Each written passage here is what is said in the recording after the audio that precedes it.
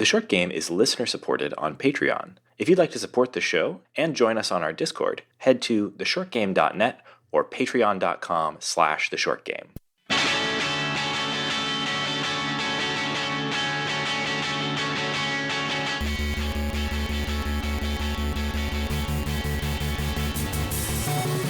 Welcome back to The Short Game. This is a show about short video games, games that respect your time. I am Reagan Kelly, and I am joined this week by all of my fancy co-hosts. Nate Heininger. Laura Nash. And Shane Kelly. And this is our belated 2023 Game of the Year episode.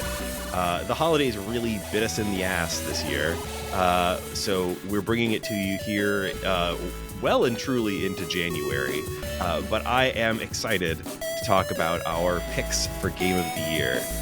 A little bit of chat first about how we do our picks and how we arrived at what we're going to be discussing. So we're doing the same kind of format that we did last year. If you've been with us since then, we have a Game of the Year picked out. And then we have a few other superlatives, other awards that we have decided to bestow on some of the games that we have played this year. Some of those are returning awards that we have awarded in the past, some venerable old awards that you know and love, and some are new, and some others have been retired. So we're just going to kind of go through our list. Anybody have anything to say about 2023? Yeah, I just wanted to add to, this list that we're going to go through is we pull from the games that we either covered on the show or at least discussed like on frequent episodes. So surely, we know there was a lot of fantastic games in 2023 and we did not get to all of them. It was actually kind of a crazy year for gaming in that it was maybe one of the best years of all time for long games, and it overshadowed a lot of the sort of indie scene and the types of games that we cover. And it also absorbed some of our own time. This year we did an episode, The Short Game did an episode on Tears of the Kingdom and Baldur's Gate 3. So even we couldn't avoid the allure of these massively popular titles. I'm beginning to think that was a mistake. By the way, earlier this week, somebody had a post on the Nintendo Switch subreddit asking for recommendations on short games specifically. And so I chimed in and said, hey, you should check out the podcast. And we've got a lot of, big back catalog. And the first comment on my response was like, Baldur's Gate and Tears of the Kingdom? What the fuck, dude? I was like, oh no. I also recommended We've destroyed it. our credibility. You try doing a weekly video game podcast and not talk about Baldur's Gate 3 and Tears of the Kingdom. It did come up right after I gave a presentation where someone said, and Laura has a podcast. And a bunch of people it was right after the Baldur's Gate 3 episode. And they're like, you're not on this episode? And also it's Baldur's Gate 3. And I was like, go back. Literally one. Just go back one. Yeah.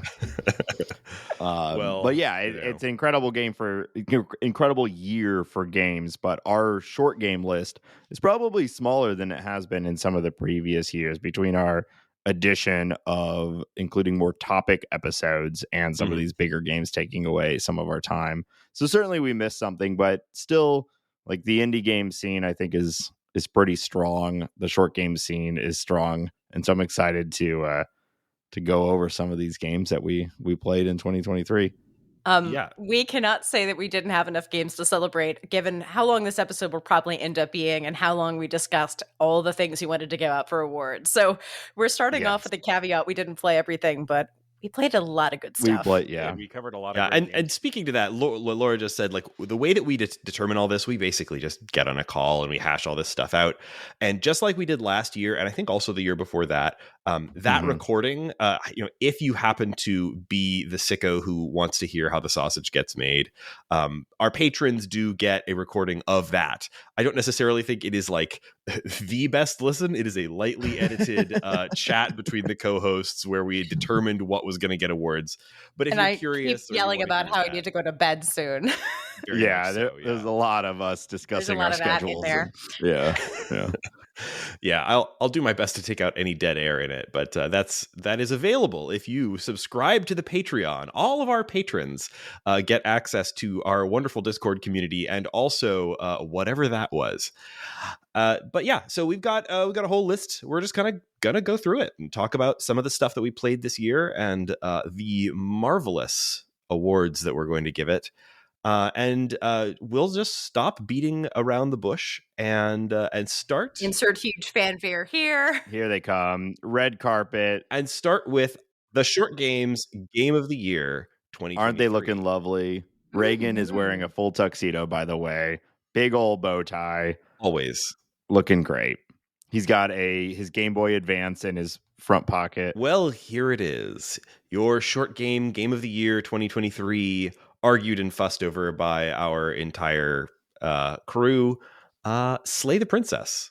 Woo! Incredible. I loved it.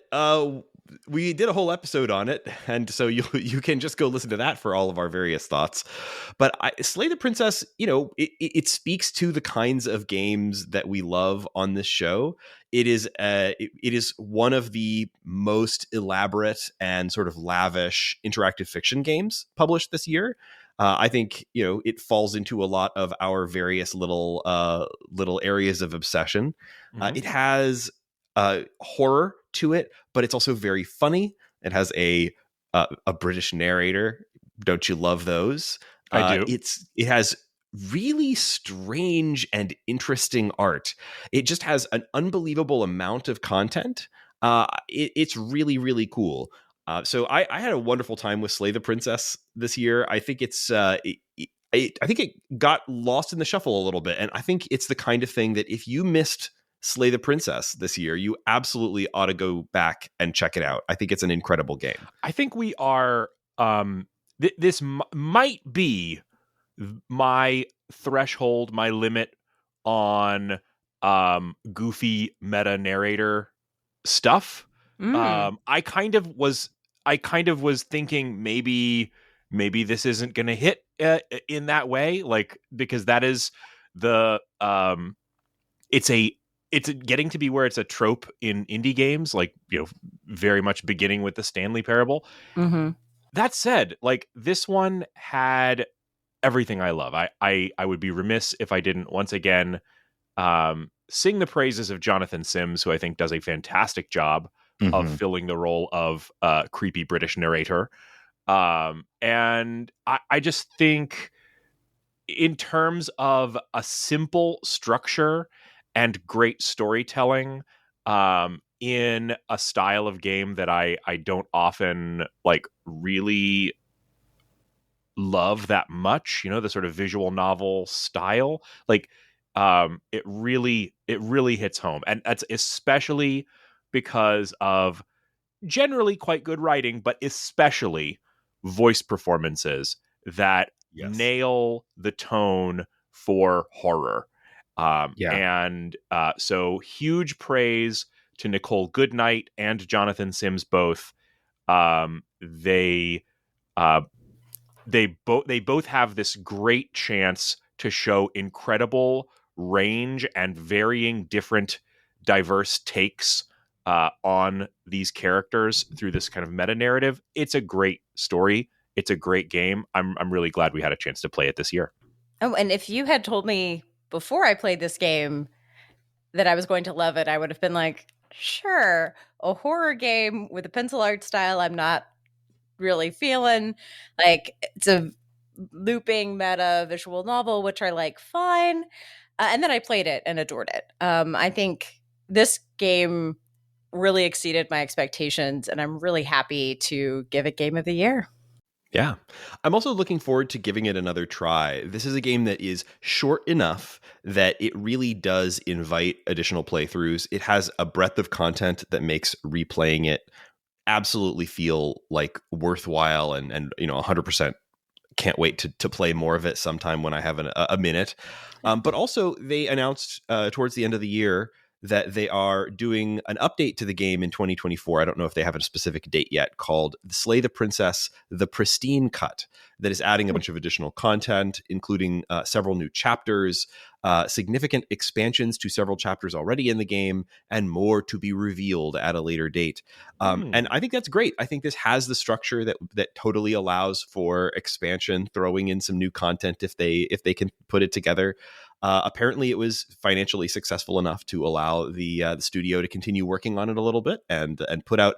This is going to be a free update on all the platforms that the game is currently on, and so I'm probably going to loop right back to it and play some more. Maybe once that comes out, or a little before. Will we have the patience and foresight to save it for our Halloween episode? Probably not. Hope springs eternal. Never do.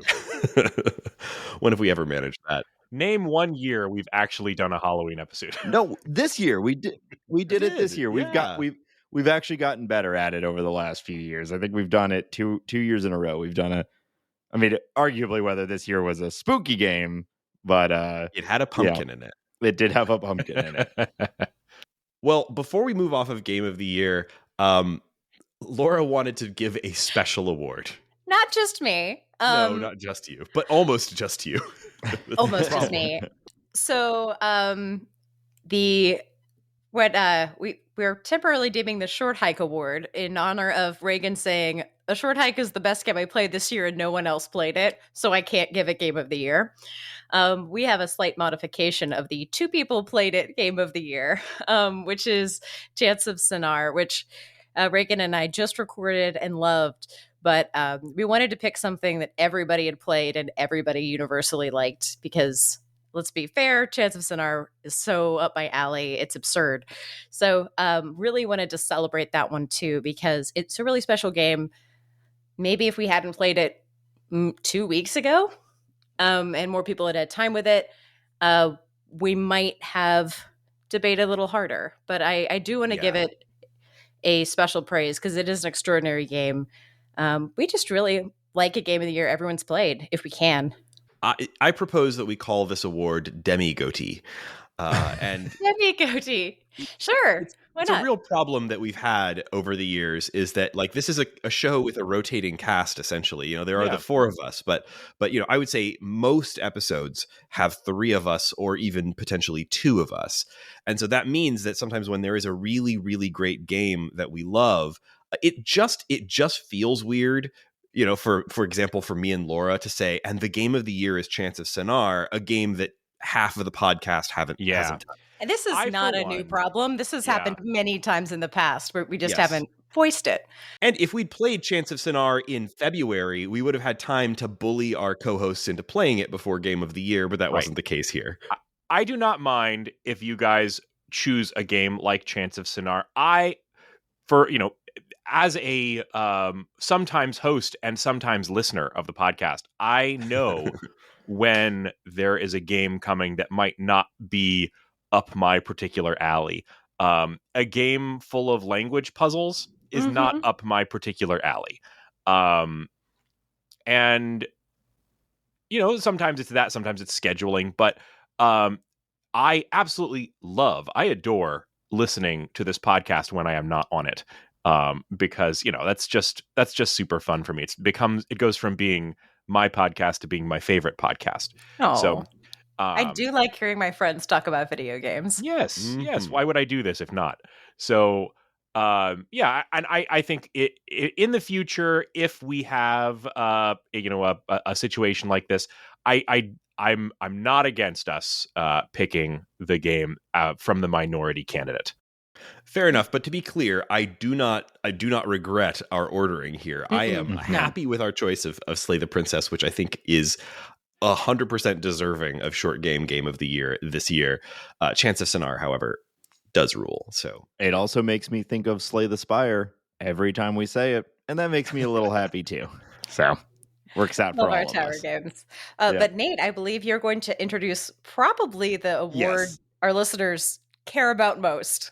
It is truly an honor, Laura, to be able to present tonight's award. Now that we've gotten all that out of the way, let's move to the stuff that really matters. The main event. That's right. I am introducing this year the Dirtbag of the Year award, arguably our most well-respected, most impactful award we hand out every year. This originated with May from Night in the Woods and has seen such storied award winners as the Goose from the Untitled Goose Game. We had Moored from White Ocean Big Jacket. We had the Unseen Boyfriend from Unpacking, and last year's Ambrosio from Immortality. So, I mean, what a cast, right? Anyone who is awarded this prize is really joining some hallowed halls. So, I look forward to Dirtbag of the Year every year. I look forward to it maybe more than picking out a Game of the Year, because you know what? It's a little lower pressure and it's much more fun to think about what the best Dirtbag of the Year was. Well, and some years it's a real challenge. I mean, Dr. Robotnik was on the table this year. Mm-hmm. Dr. Robotnik was available. As was the narrator from Slay the Princess, who gets Slay the Princess sassy. Narrator. We had a lot of eligible contestants this year. Mm-hmm. It really depends which version of Dr. Robotnik you get, whether or not you can include him in the list, because there are some Robotniks with a very clean, very spherical aesthetic. Mm-hmm. It's hard to say if the murder of Sonic Dirtbag or Robotnik was truly a dirtbag, and that might have actually been points against his favor in this year's competition. So we'll see if they continue that. But let's get right to it. This year, the winner of the Dirtbag of the Year award is none other than Peppino Spaghetti from Pizza Tower. Hey, Mamma mia! It couldn't have been anybody else, man. No, it had to be Peppino Spaghetti. One of the biggest takeaways from that entire game is the character art of Peppino Spaghetti. He's the sweatiest man in video games. If we did a Wario of the Year award, I think he could fit under the Wario of the Year award as well. Absolutely. Listeners, if you missed that episode, please simply imagine a deranged Italian pizza chef being trailed by anthropomorphic ingredients, running like an absolute weirdo. Yeah, really interesting game with quite a backstory. You know, like all the games we're going to talk about, we did a full episode on it, and definitely recommend you check it out. As a platforming lover, I truly enjoyed Pizza Tower. It wasn't my favorite game of the year, but this game had style and charm and dirtbaggedness. Dirtbaggedness. I mean, I'm on record as loving that game. Platformer-based Dirtbag since May. You're right. Our originator. Is it the first? It's the first Dirtbag that can jump in like 6 years. I'm pretty sure Ambrosio could jump. Do we see it? Was that ever seen on film? I don't know if I believe you. I'm pretty sure they all can jump. Just we never see it. BK from Donut County is mostly hole-based and not jump-based. Yeah, that's a good point. Yeah, we have an award specifically for characters with a jump button that we'll address later. Do you jump as the goose? I don't think you jump as the goose. No, well, you flap. You can't even. You can flap, but can you flap? I forget. Yeah, it's part of the honking animation. Flap, but does the flapping do anything? I don't think that you ever use it to like. Yeah. Well, anyway, congratulations, Peppino Spaghetti. What an award. Truly an honor. Congratulations to everyone involved. And if folks out there didn't play Pizza Tower, like, I think it is the most unique platformer of the year and one of my favorite platformers, maybe of all time. I mean, that's going pretty far because I've played a lot of platformers, but it's a really incredible game. And I know it is not for everybody. You know, I think it's totally fair for folks to bounce off that game, much as Peppino Spaghetti bounces off of the walls when he is running at full speed. But you know what? It's different. It's a different game. I really love it when we cover games that have really weird looking curves to their star reviews when you look them up on like Metacritic. And this game this game is fantastic, but it's got a lot of ones. Yeah. And I think that means that if it's for you, you're gonna love the hell out of it. So Peppino is it could be your friend or your enemy. Yep. Yeah, if it's for you, you're going to love it. And if it's not for you, it's going to be really interesting figuring out why it's not for you. That's what that's my pitch. Yeah, you pick a game with a Dirtbag of the Year for a weird time, and that's the promise we can give you. But I'm going to transition to the opposite of the Dirtbag of the Year, which is our Galerius of the Year. And for those who did not play or unfamiliar with The Forgotten City, Galerius is the incredibly helpful character. Galerius is dependable, your friend in a time of crisis. And although there was steep competition, again from the narrator, what a weird thing that the narrator was up for Dirtbag and Galerius from Slay the Princess. But we're going to give it to that light thinger from Cocoon, the flashlight that follows you around. That's like the flashlight down, light thinger from Your Cocoon. little light buddy. Your light buddy. I mean, is it a flashlight? Is it a bug? It's incredibly helpful. And was I one of the only people on the podcast who recognized it was pointing where you needed to go? Yes. But Galerius, is helping you whether or not you notice it. And that is why we are so happy to give it to the light thinger. Here's the thing about Galerius is that the thing that makes a character a Galerius, in my opinion, is that Galerius as a character was not just a good guy, a solid bro, does good things for you, but is absolutely vital to the mechanics of the game. Galerius is both a bro and a mechanic. And that, I think, is a big check mark for the weird light thing from Cocoon. It may not be the key mechanic key mechanic is a bit of a good way of putting it. It is a key mechanic. It's literally a key. But may we all be both a bro and a mechanic. Yeah, it's not the most important mechanic in the game, but it is an important mechanic. But it's also something that you look at it, and despite the fact that it is just a glowing shape, you instantly know friend. Yeah. And so cool that's why it's a Galerius. It's incredibly helpful in a puzzle game to have something like that. I think that if we are to go full circle, the light thinger should at the end of the game be elected magistrate. Yes. I was not on the episode for Cocoon, but I did play it. It was just a scheduling thing, and I absolutely loved the game. And I was very dependent on the little light thinger to tell me what to do and where to go. So I have full support of little light thinger this year. We love a helpful friend. We do.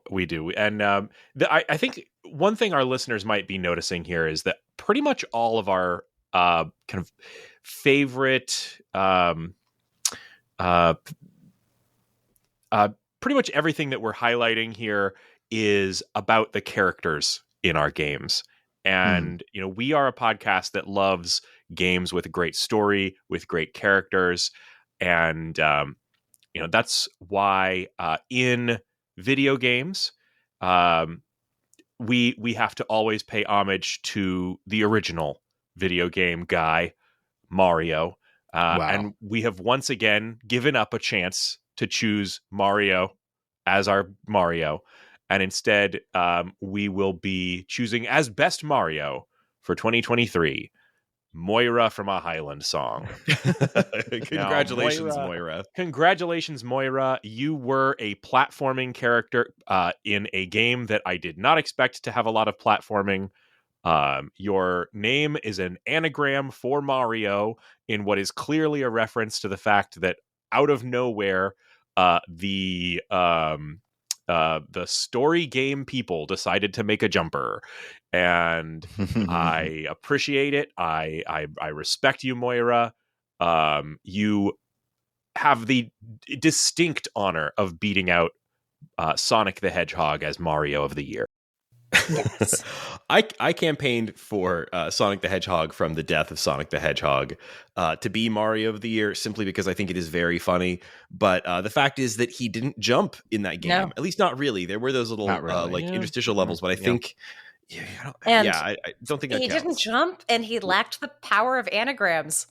Yeah, Yep. anagrams. You underestimate the power of a good anagram in an award show season. You know, Yeah, it's important. I do think it's kind of key to this award that you have a jump button, and Yeah. you know, maybe even more so that you just be a Mario, which she clearly was, and Sonic. Say what you will, not a Mario. Do the Mario.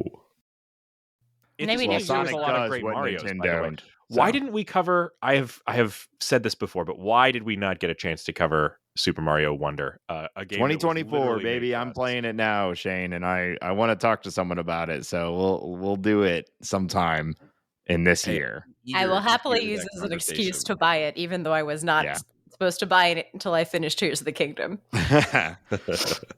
Laura, It's like, for the if nothing else, podcast. this podcast is an excuse to buy video games. Yes. So I give. Why do you think we've been on it for this many years? I'm doing my job when I'm playing this game. We make dozens of dollars off of this, guys. Thanks, patrons. Thanks, patrons. Patrons, we really do appreciate you, and We love your Patreon dollars do go to allowing us to do things like buy video games that our partners and spouses have politely asked us to not do. So we appreciate you, patrons. I'm that in ever love with happens to you. That's true. Each one individually. I'm in love with each of you. No, I think, Reagan, we all know that your spouse is just happy that you have things to do. Oh, Oh my God. 3 children. I think Reagan has plenty to do. This is true. I really.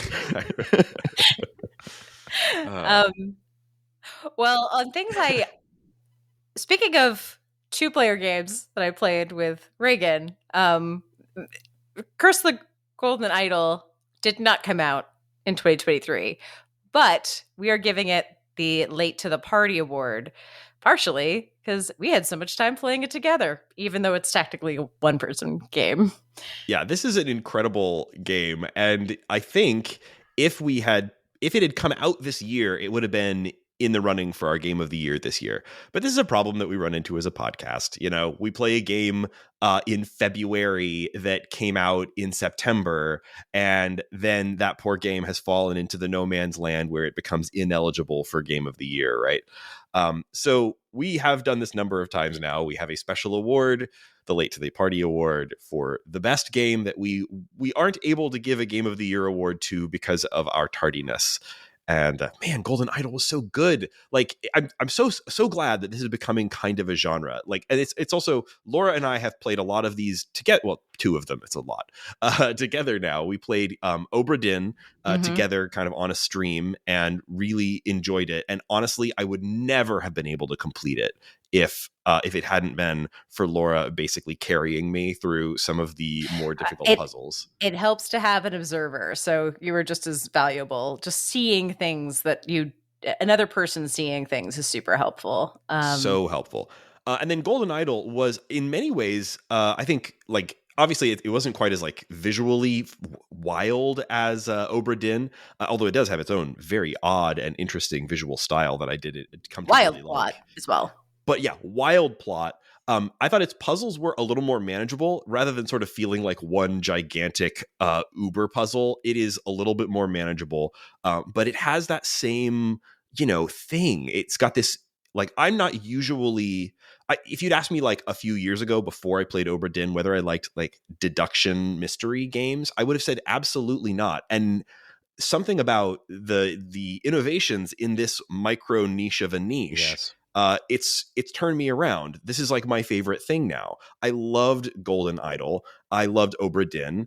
And I'm looking for and playing other things in this subgenre. We found a lot of similar stuff to like about A Chance of Senar, because it employs some of these same mechanics in ways that really, really were exciting to see, expanded on and tried in new ways.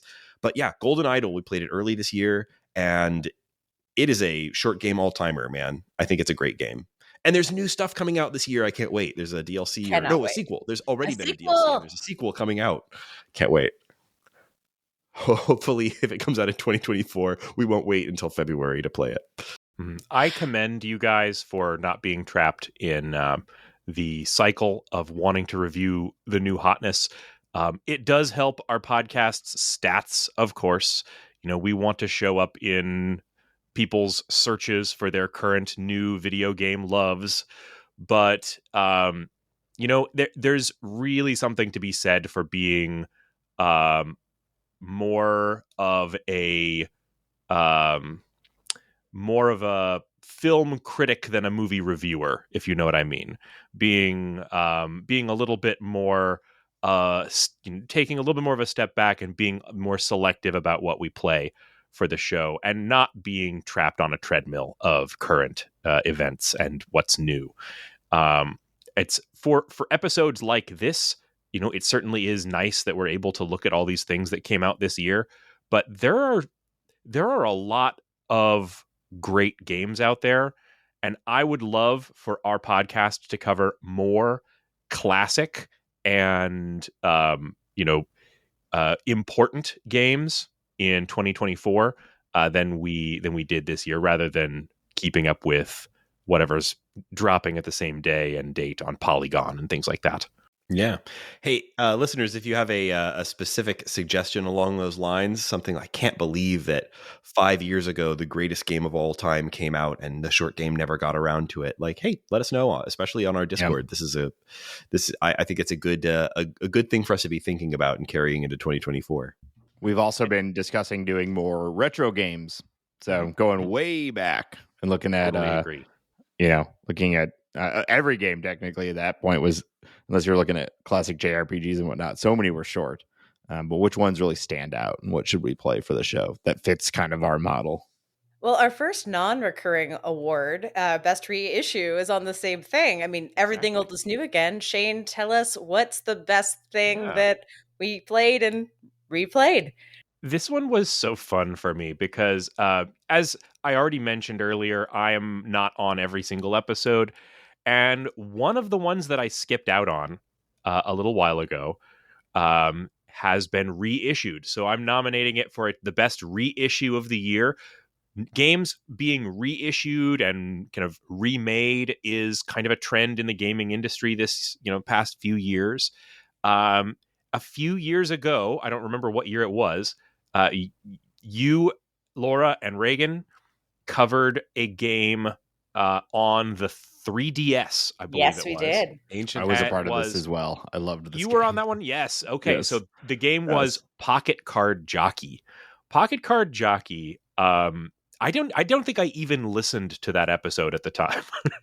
I don't think I had the hardware to play it on. Yeah. And this year it was re-released on Apple Arcade. And so I hit download the instant I saw it. And what a fantastic game. This is not something I would have thought would have been for me. It's basically a solitaire game with a cute horse. But that said, it is incredibly fun and addicting. And it has just a perfect vibe and aesthetic. And the gameplay is just it's somehow takes something that I would have thought I would hate, which is solitaire with a timer, and gets me invested and gets me hooked. And so huge recommendation for this. I want us to keep an eye out for more things that are being reissued. I love the idea of things that were on older platforms being re-released on services like Apple Arcade as well. Yeah, I loved this game. It's a mashup you didn't know you needed. Horse racing and solitaire. It works way better than you would expect it to. It's charming. It's fun. I highly recommend it. I mean, it's one of those games that I never would have tried if I wasn't recording this podcast. I would have been like, horse racing solitaire game. Cool, moving on. But no, I love this game, and I'm so happy that it's accessible to more people. I absolutely loved it too, and I'm so glad it's available again. Things like the 3DS is a great console. If you don't own a 3DS, I do recommend picking one up while they're still available and in reasonable shape. But it's the writing's on the wall. Like the store shut down for it. Like it's a dead thing. And don't let that stop you. There's ways to get games on the thing now, but like it's not nobody really new is going to be like stumbling upon the original Pocket Card Jockey, and it was so sad for that to be marooned on 3DS Island, right? So I'm so glad that it got a proper re-release, and included some nice updates too, like some 3D graphics for the horses and stuff that were not present in the original. Really nice. On that same vein, I wanted to give a special call out and special award for best mobile game of the year.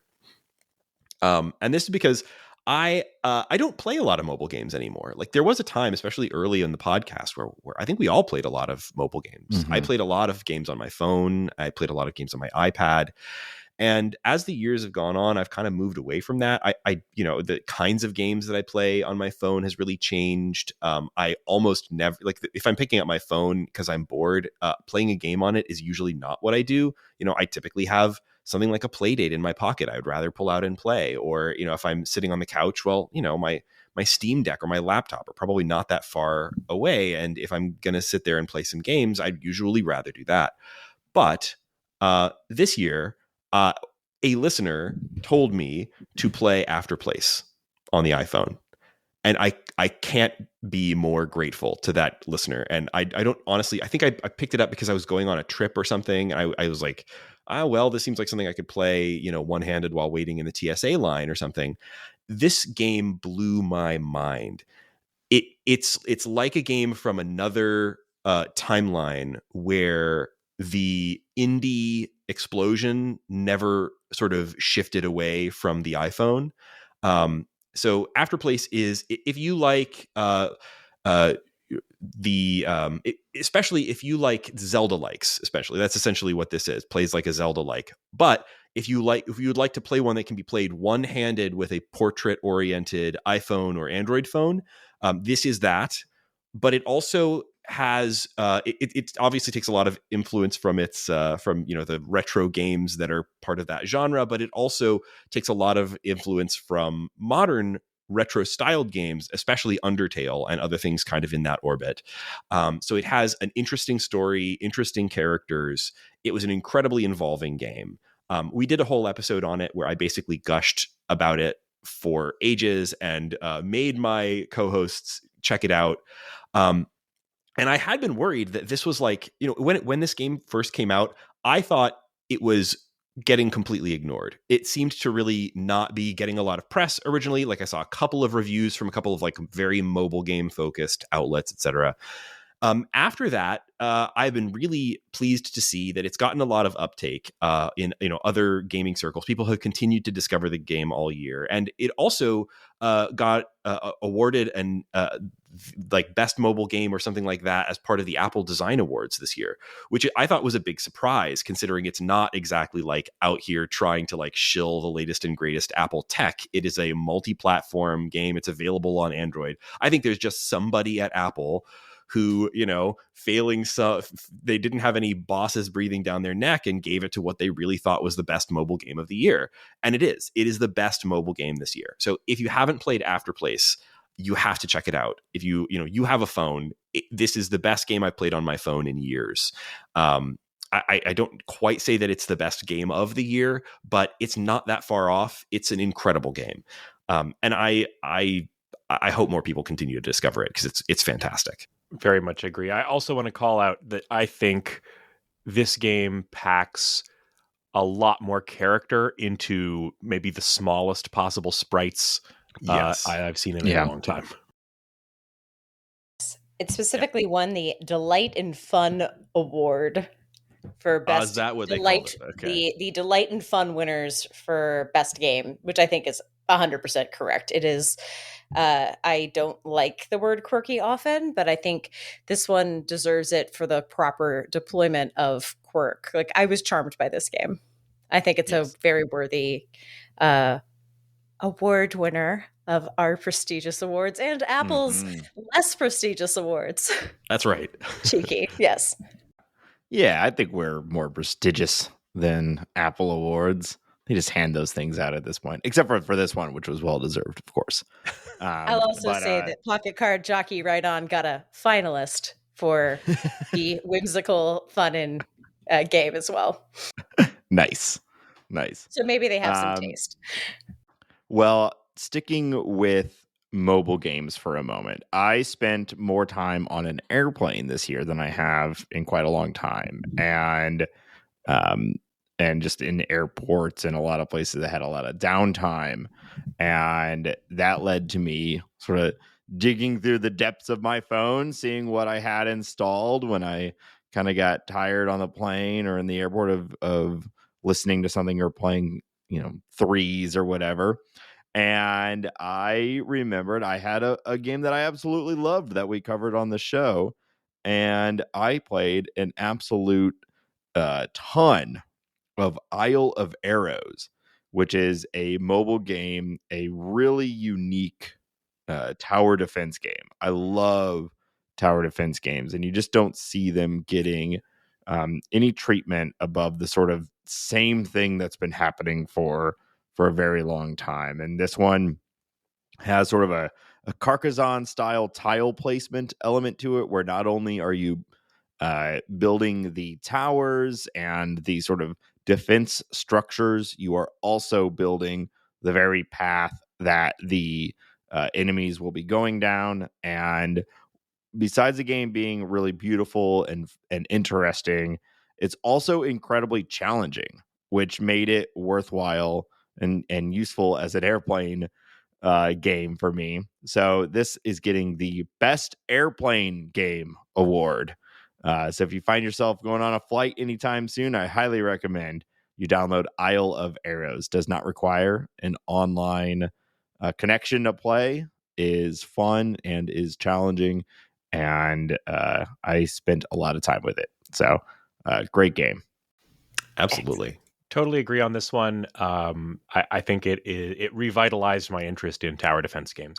Yeah, I love tower defense games, and like, I don't know, I'm sure there's a whole section of these games that I just have like blinders on too. And if you're out there and you know of some really good ones that would maybe work for the show too, let me know, because I'd love to play them. I know we've almost covered the Orcs Must Die series a few times. Yes. Which I think I've played them. I've played two of them, the first and the second. They have like a really cool bend on tower, like defense games, tower defense games. But outside of that, almost all of them are these sort of like freeware, there's just a path and you're just going to drop towers, and you drop towers to build more towers, and you drop towers to build more towers, and you eventually get bored with it. So if you're out there and you know of a unique take on tower defense games, let us know, because I'd love to play more of them for this show. Yeah, you know what? That's totally, like, listeners, if you what is the latest ideas in tower defense? Like, I would love some interesting new takes on that. And I feel like there's room for it. Yeah. So that'd be awesome. I have absolutely no segue to our next award. But I'm just going to say it. Yes. We're going to give the I'm Hungry and I'm Crying award to Venba. Mm-hmm. Oh, Venba. It is such a delicate and touching and funny game all at once. It'll make you hungry. It'll make you really regret eating Indian food from Trader Joe's rather than going and getting something homemade. Mm-hmm. This game is one of the shortest we played this year. It is worth every second of your time and packs so much into, I think, under 2 hours. Yeah. Venba's incredible. Yeah, I threw this out as a candidate for Game of the Year because I really think this game highlights the type of stuff that we love to cover on this show. It tells a unique story, a unique life perspective that means a lot to a lot of people, but maybe is not talked about that much in media. And it is paired with a fun little mechanic. It's nothing crazy, but you do get to make this delicious looking food. And it has like a little tiny challenge to it, just enough to kind of keep it interesting.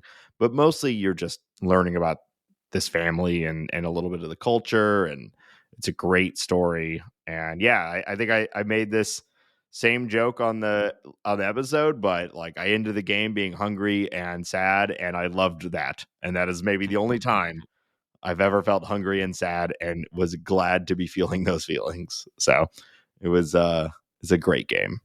Yeah, really lovely. I loved its vulnerability, and I think I'm so glad we were able to give it a little extra special award, because it's definitely worth talking about in a best of the year conversation. Yeah, I sat and played it in one sitting, which even for our other short games that are of similar or even less length, that is something that is seemingly increasingly challenging for me to do, is sit and play a single game for like 2 hours straight without getting up or doing anything else. And I played it was after captivated. work.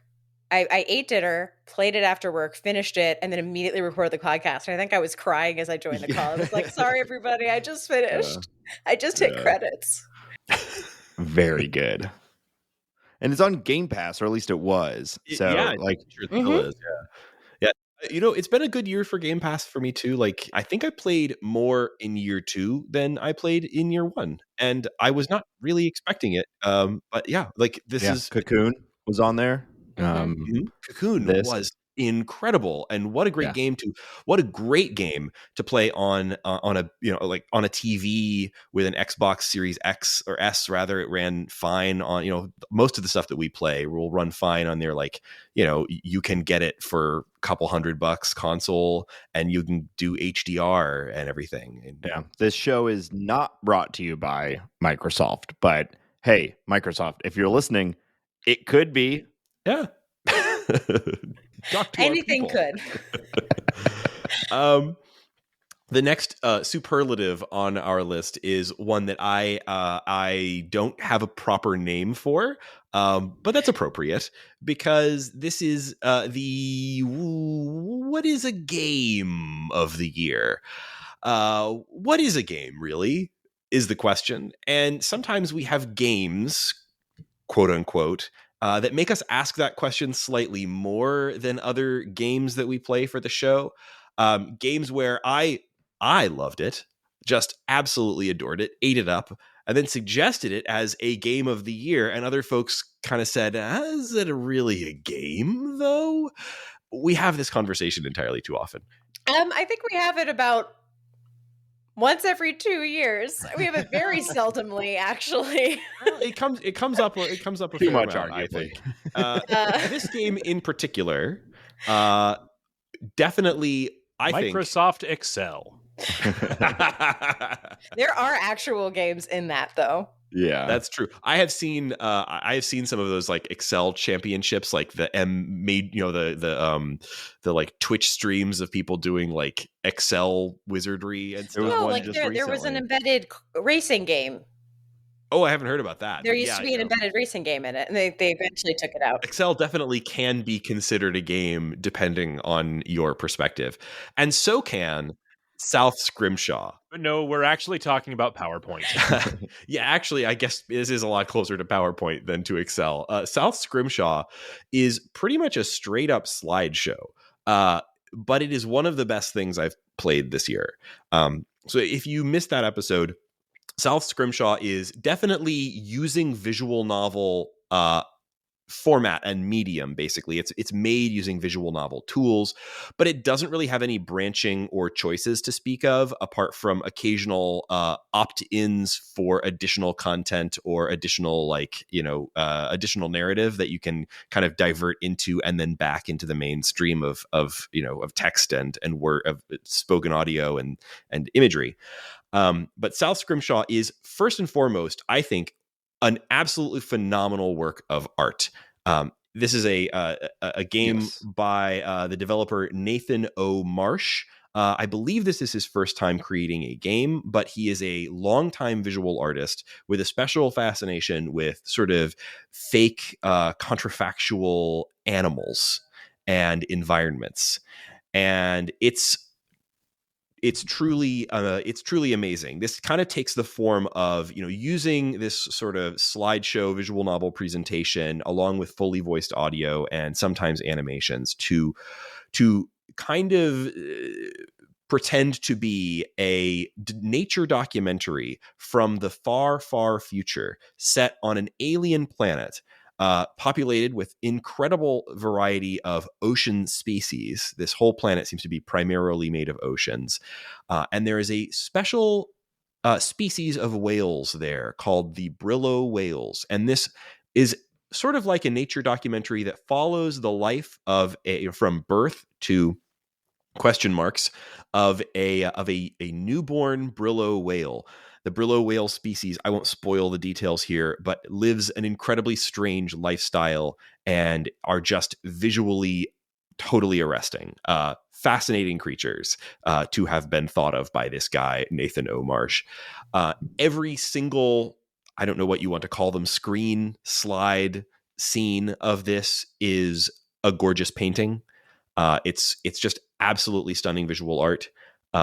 It also was pretty emotional. There are moments where the whale is in peril, and I felt it, like you do in a good nature documentary. There were moments of whale triumph. It's whale loss and pain. Like it is a more emotional story than you might imagine for a thing about a fake whale. And also, this is South Scrimshaw Part 1. There is apparently more of this on the way, and I will eat it up with a spoon. Yes.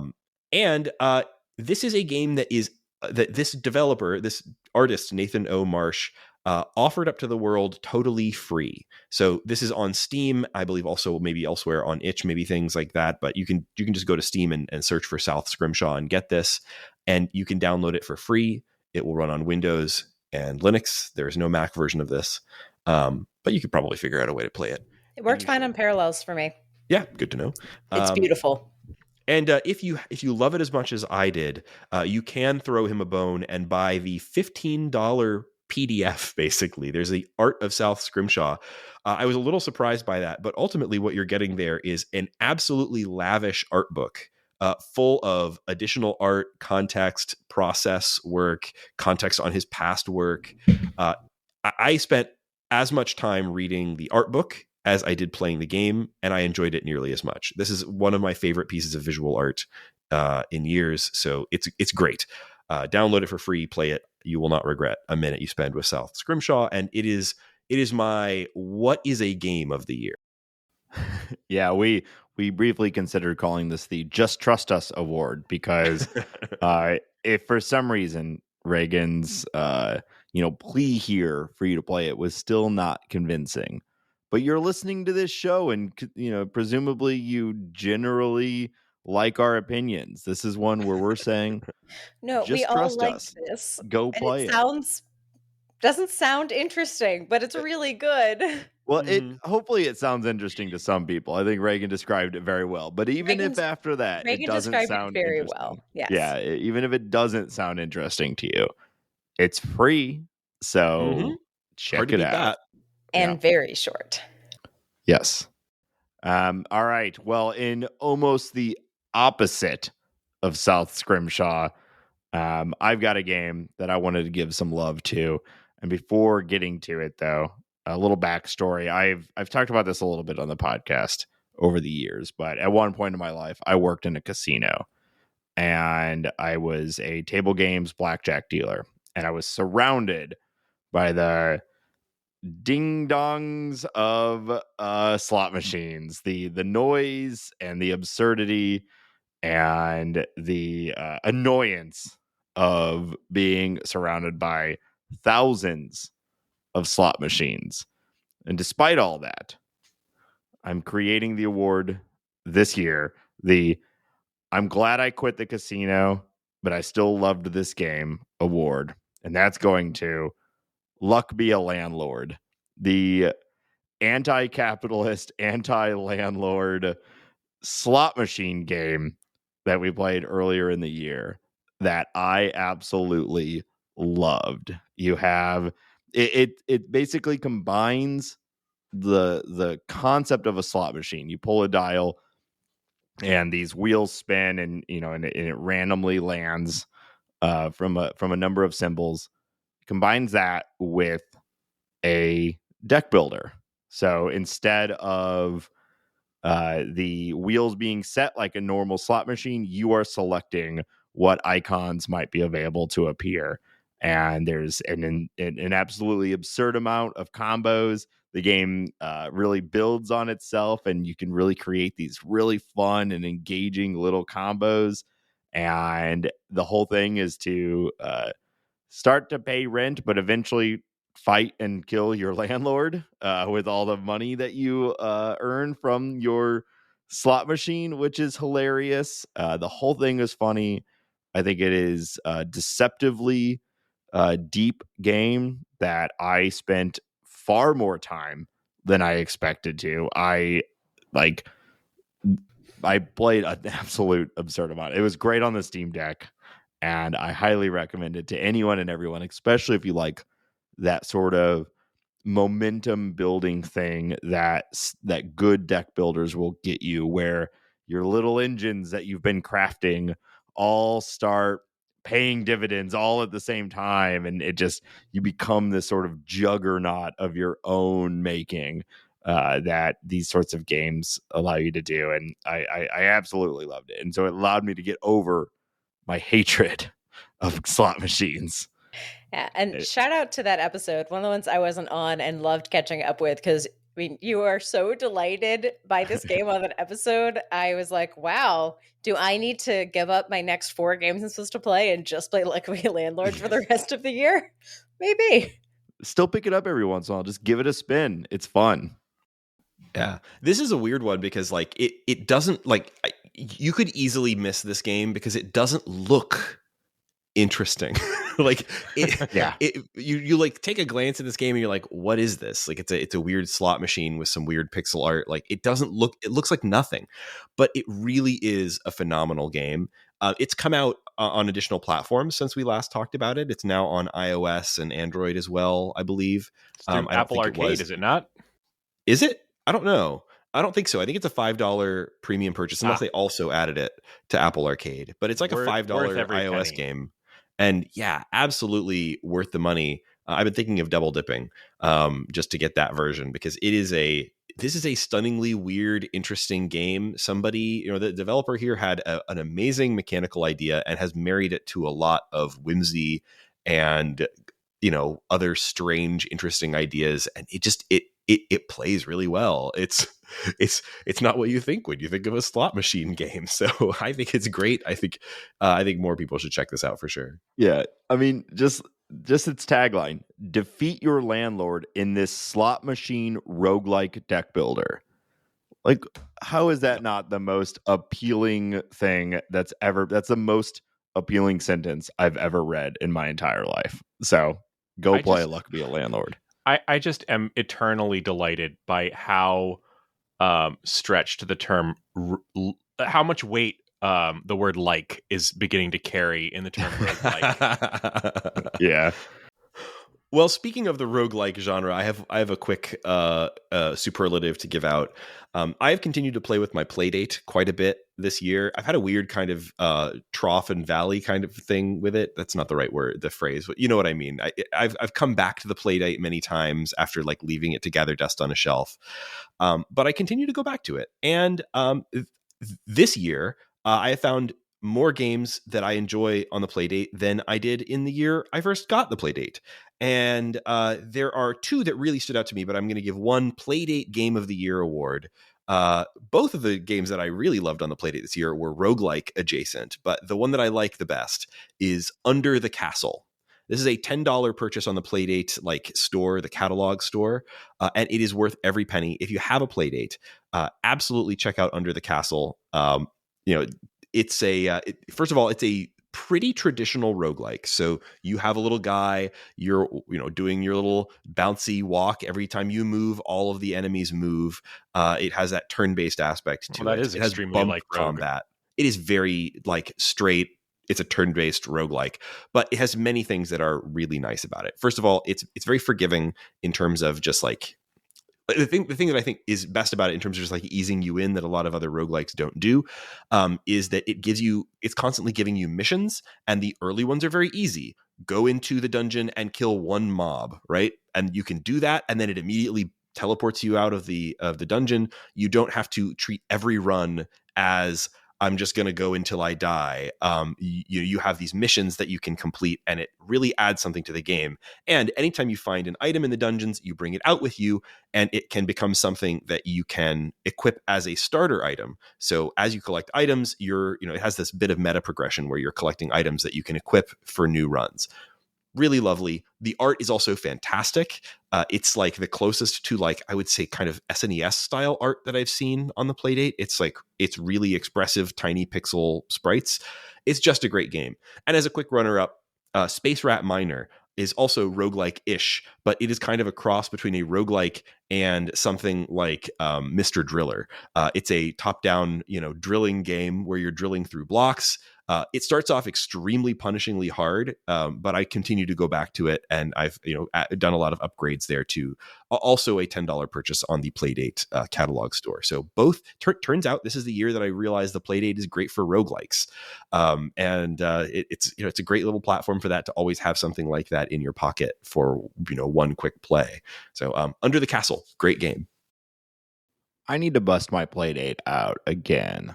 Played a ton of it when we did the episode, and I picked it up here and there, but I've not explored any of these games. So I really think we ought to do like a Playdate roundup episode. Like, there's been a lot of, there's like well over 100 games on the catalog store now, and there's hundreds on itch.io.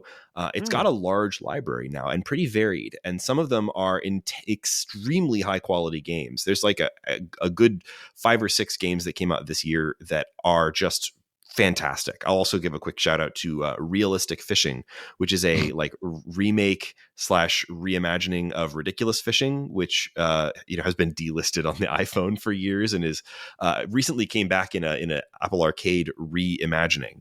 But it's if you wanted that on your Playdate, it's great. Yeah, I speaking of handheld consoles, we played a lot of games on other systems, especially the Switch this year. And so I want to nominate a game for our long game of the year that was a fantastic game that I absolutely poured in tons of hours and completed on the Switch. I don't really even look at how long games take me to complete these days because I don't know. I'm mostly playing super short stuff for the show, but it got to have been 100 hours. I just don't know. Tears of the Kingdom is my long game of the year.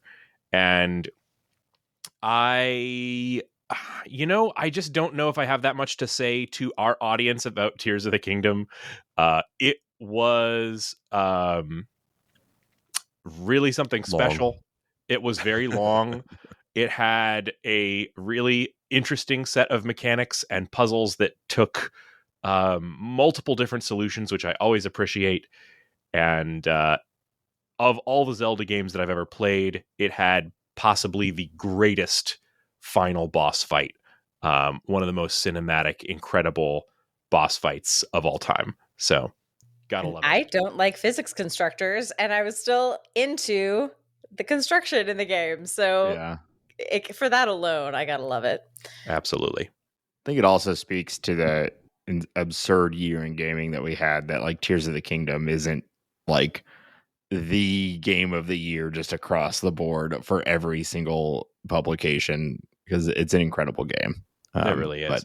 But I almost feel buried at this point. Incredible long games. I know, Nate, you were a huge fan of the new Spider-Man. Reagan and I played a lot of Baldur's Gate 3. Really, that came very close to getting my choice for this particular category.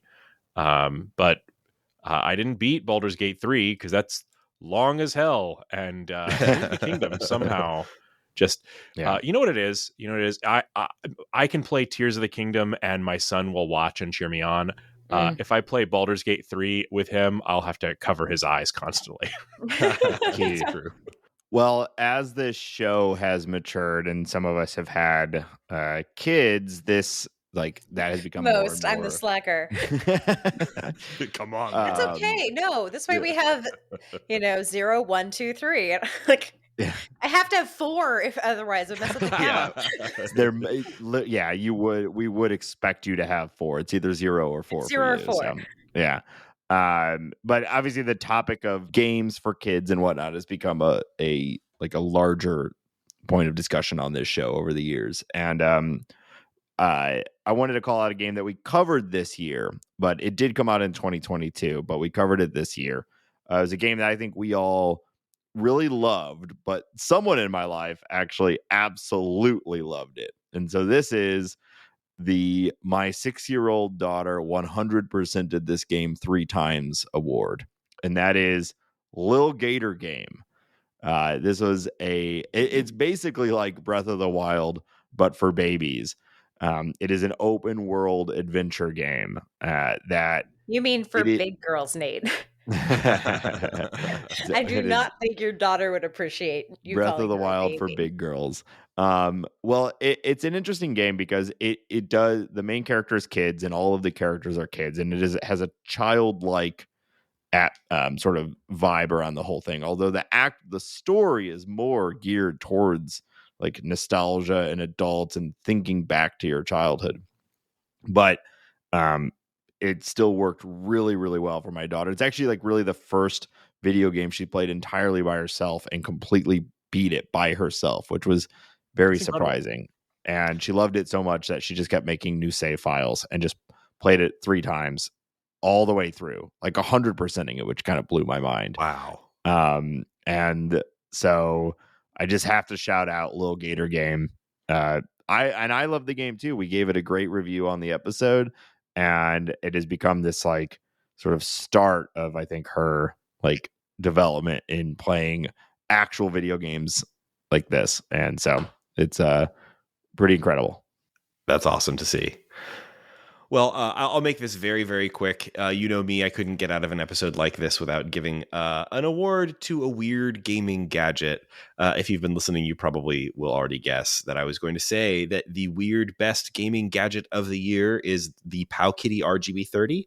I thought it has appeal for the short game audience because we've talked a number of times and done this year an entire episode on Pico 8, which is a great sort of fantasy console.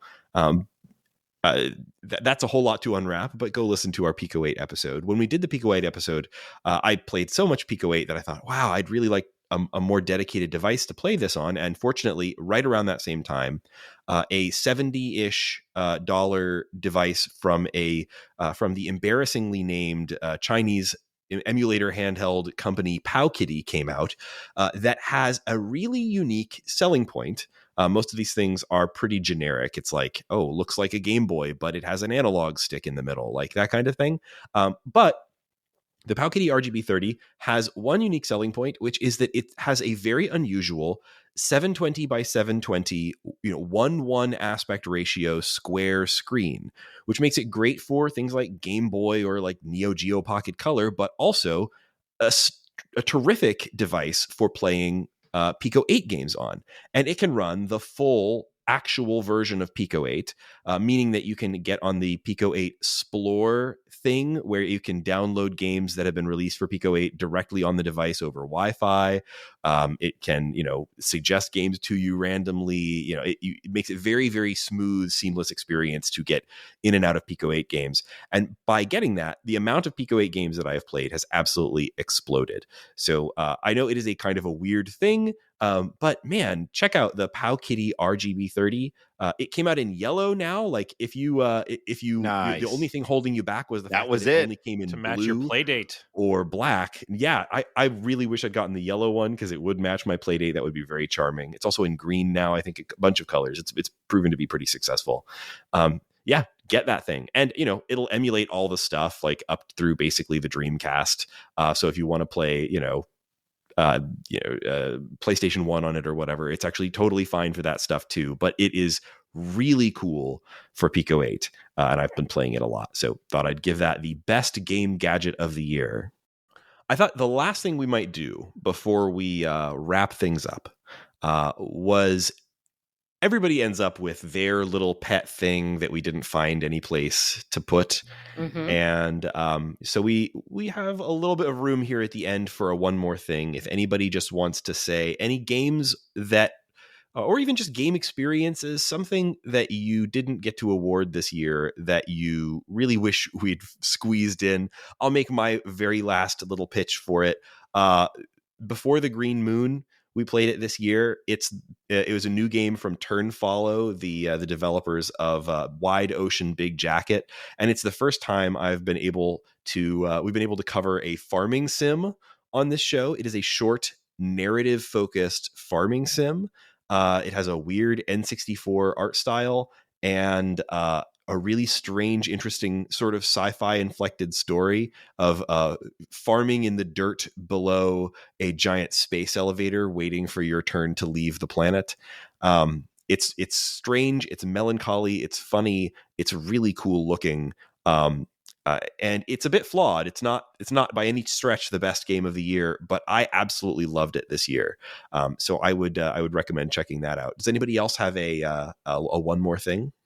Yeah, I'm gonna throw out specifically the Gunbrella. I won't necessarily say the game Gunbrella, but the mechanic and the Gunbrella itself was incredible. So here's to you, Gunbrella. I hope that we see you in another game. And the game I actively fist pumped every time I saw it on a big critic list of Game of the Year stuff. Murder of Sonic the Hedgehog. Literally every time I saw that on the year list, I was like, yes, Murder. Could have been Sonic. Game of the Year. Yeah. Mm-hmm. Like, should be on people's lists. I mean, another free gift to the world. Agatha Christie Sonic, didn't know I needed that. One of the best video games ever to be funded entirely by an advertising budget. Absolutely ridiculous. Don't know how it was made. I don't care how it was made. I'm too happy it exists. I think it's basically a competition between that and like the Burger King games on the 360. And this wins hands down. Yep. So yeah, I love those. I loved it, man. I hope that they do one of those every year. If we're talking about games that got made in weird ways, I'm very thankful that we got Lia's Horizon. That one was a Netflix production. You know, that still is bizarre to me that Netflix is in the mobile games industry now. But I found that game to be just visually gorgeous. I think I was the only person on the show who really went deep on it to the level that I did. I loved it. I 100%ed it like to the max. I think I was at the point where I was collecting the minuscule birds from every corner of the island by the end, and I was like 99% or whatever. Yeah. But I really, really adored all of the previous Snowman games, the Alto's Adventures of the World. And still boot those up myself. Yeah, absolutely. But Lia's Horizon was really fresh and really, really beautiful. It was. I am personally addicted to things that are in that kind of Pilot Wings adjacent genre, where you're just sort of cruising and flying around and looking out the window of a plane or looking down and seeing a beautiful landscape and getting to different waypoints. And I did not commit to it as hard as you did, but I did love that game as well. Ton of fun. Also, not sponsored by Netflix, but like look around at the game. I mean, both Oxenfreeze are on there. Like it's a bit. Death's Door is on there. The Netflix's Kentucky Route Zero is on there. Netflix bought a lot of spent a lot of 12 minutes is on there. We're not going to talk about that one. I mean, we did for a while. We did. Yeah. Changing subject, a game that I'm very surprised didn't come up in the Game of the Year conversation is Viewfinder.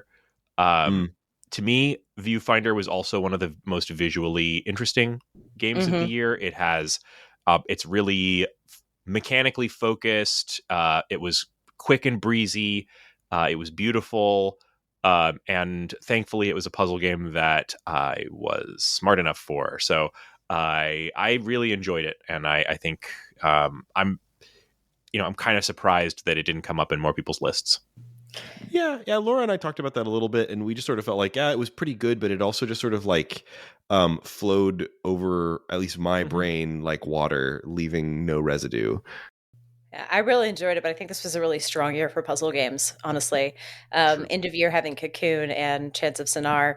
I mean, Viewfinder is very different, but I think like it's been a pretty strong year for puzzle games overall. So I like my puzzles less thinky, more vibey, I guess.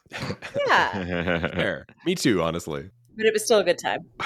Well, I think that's it for this Game of the Year episode of The Short Game. Listeners, thank you so much for sticking with us through all of 2023. I'm looking forward to 2024. It's going to be a great year. This will be our podcast's 10th year, will it not? That's true. Yeah. In fact, our podcast anniversary is coming up. I think it's like late spring, something like that. Yeah. And that'll be 10 years of podcasting. Jeez. Can you believe it? Wild. What a ride. What a decade. Couldn't imagine it any other way. Indeed. Man, should we do something special for it? We really should, but yes, we will do something special for it. No, we clearly have not planned it. We're doing Gone Home again. Well, listeners, thank you so much for supporting us through this long journey of podcasts. And if you're a patron, thank you very much. We really appreciate you. If you're not a patron, that is the best way to support the show. You can go to shortgame.fm, and there's links there to our Patreon page. You can also just go to patreon.com/theshortgame and find it there. And all of our patrons get access to our Discord, which is our community. It's where we talk about games. It's where we plan episodes. It's where we get most of the suggestions for things that we cover on this show. And if you want those suggestions too, that's one of the nice things about our Discord is people are in there recommending and talking about games with each other, even ones that we're not covering on the show, because it's a great community of like-minded short game enthusiasts. So join us there. We would love to have you. Let's see. You can also find, I mentioned shortgame.fm. That's where we got links to all the stuff. Another great way to support the show, if you just want to make sure that it's out there and people are finding it, which we really appreciate, leave us a review. Most of the podcast platforms have an option to leave reviews. Spotify added that last year. And we've gotten some, and it's been nice, but we could always use more. Reviews do apparently make a lot of difference in people's discovery of the show, so we really appreciate that. Post about the show on whatever social media you're still subjecting yourself to. We really appreciate that sort of engagement as well. If you like an episode, post it about it someplace. Let people know that you like this show. If you see somebody out there on social media saying, I need a short video game, slide into their DMs for us, guys. This show is mostly grown by word of mouth over time, and we would love to see that continue to happen so we can keep bringing it to you. Let's see. You can find all of our stuff on shortgame.fm. You can find me on the web at raygan.me. That's RAYGAN.me, and it's got links there to all of my various different links and stuff, including my Mastodon, which is the social media I post on the most. Laura, where can people find you? You can find me on Mastodon, Laura J. Nash at Bird.Rodeo. Also, I'm arguably more active on Blue Sky, Laura J. Nash there as well. Nate, where can people find you? You can find me on all the different social medias at NateSTL. And Shane, where can people find you? You can find me on Mastodon at Shane at Bird.Rodeo and on Threads at 8BitShane. And listeners, thank you once again for joining us on this special episode of The Short Game.